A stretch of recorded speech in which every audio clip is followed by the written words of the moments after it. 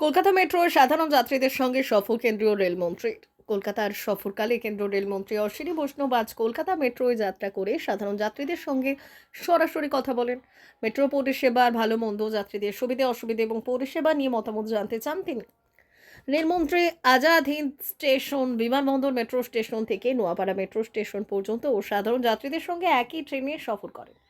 যাত্রাপথে তিনি যাত্রীদের অভিজ্ঞতা শোনার পাশাপাশি মেট্রো পরিষেবা আরও উন্নত করার বিষয়ে মত বিনিময় করেন। এদিন তিনি মেট্রো রেলের কর্মীদের সঙ্গেও কথা বলেন এবং পরিষেবা পরিচালনার বিভিন্ন দিক সম্পর্কে খোঁজখবর নেন। এদিন তিনি মেট্রো রেলের কর্মীদের সঙ্গে কথাও বলেন এবং পরিষেবা পরিচালনার বিভিন্ন দিক সম্পর্কে খোঁজখবর নেন। রেলমন্ত্রীর এই সফরে তার সঙ্গে উপস্থিত ছিলেন জ্যোতির্ময় সিং মাহাতো এবং জগন্নাথ চট্টোপাধ্যায়। কলকাতা মেট্রোর পরিষেবা ও যাত্রী অভিজ্ঞতার সরেজমিনে খতিয়ে দেখতেই এই সফর বলে রেল সূত্রে জানা যাচ্ছে। In coming 4 to 5 years, these trains will be inducted and Kolkata Metro will get a totally new generation of trains.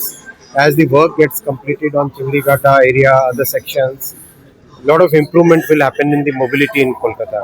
Kolkata शहर के अंदर मोबिलिटी को इम्प्रूव करने के लिए बहुत सारे प्रयास चल रहे हैं, जैसा चिंगड़ीघाटा और बाकी सब जगह जैसे जैसे प्रोजेक्ट्स आगे बढ़ते जाएंगे कोलकाता शहर के अंदर मोबिलिटी बहुत बढ़ेगी।